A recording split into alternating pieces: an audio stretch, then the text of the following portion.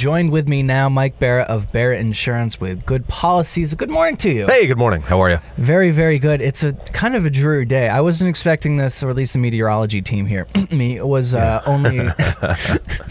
We were forecasting for a little rain. For just a little rain, and when I went outside to enjoy nature, because it's the Green Mountain State, and it's one thing when I'm incredibly focused on Vermont for a second is that I go, it's really green around here. You ever notice that? It's like, you know, when you finally just get rid of the mundanities of the day-to-day life stuff, and then you just like look in your surroundings and go, well, it's a pretty green place. Yeah, it is. Right now, appropriately named the Green Mountain State. There you go. Perfectly.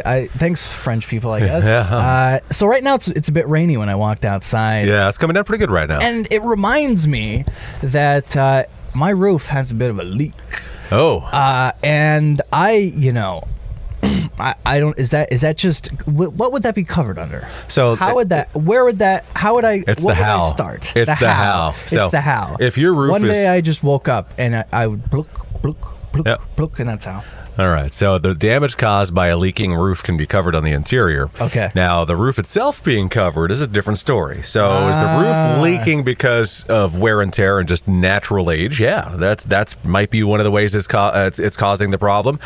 In that case, the roof's not going to be covered. It's incumbent upon you to go ahead and take care of that. But damage on the inside, yeah, most policies would have some coverage subject to your deductible. Of course, anytime you have water getting on the interior, you're looking at the possibility of mold and some other issues there. So you're going to want to do a little bit of a dry out. So you might lose some personal property as part of that as well. So that's worth looking into. But when it comes to the actual roof itself, if it's not a sudden and accidental occurrence, it's not going to have coverage. So the sudden and accidental would be hailstorm, lightning strike, which would probably cause a lot more than just a damaged tornado, roof. Falling tree, wind.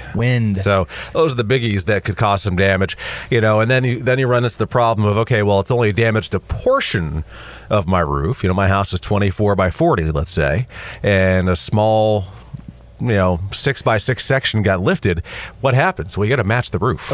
So there's so much complexities to everything. Mike, yeah. I'm glad you're here with me, and you're always willing to explain my incredibly mundane questions. Hey, hit me with them. I'm fine with that. If you have stupid ones, I love stupid questions too. Because there's no such thing. But people will preface, I have a really stupid question. It feels like college all over again. And then when I raise my hand, I get proven wrong time and time again. But truth be told, the mundane question that you start with this morning is a great example of what you should do. Mm-hmm. So when something like that happens, don't ever just assume that your policy is not going to cover it. Don't ever just assume that your policy is going to cover it either.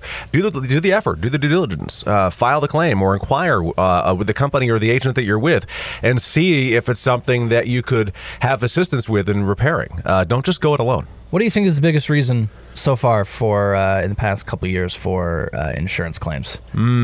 Biggest reason in the past couple of years. Yeah, what do you think the big burner is? And you're talking regionally? Talking in our area? Yeah, why not? Northeast Kingdom. Yeah, fire. Yeah. Really? Yeah. Chimney fires are the biggest. I would think that, because you get a small crack in the flue of your chimney that is of showing its age, and you get a little flame going up in there, and it's gonna find a moment of weakness, and it's gonna cause problems. What would you say is the best way not to have chimney fires? What would you say is the best? Clean them and inspect them annually. Mike Barrett, Barrett Insurance here with Good Policies. You have any last words here? No, just stay dry. Stay dry today. Mike Barrett, Barrett Insurance, thanks so much for stopping by and telling us to, quote, stay dry. Yeah, there you go. All right. Hey, thanks so much. Have a great rest of your morning, okay? You too, sir. All right. Coming up, we'll have Morgan Whalen with Whiskey Glasses. That's here on Kicks 105.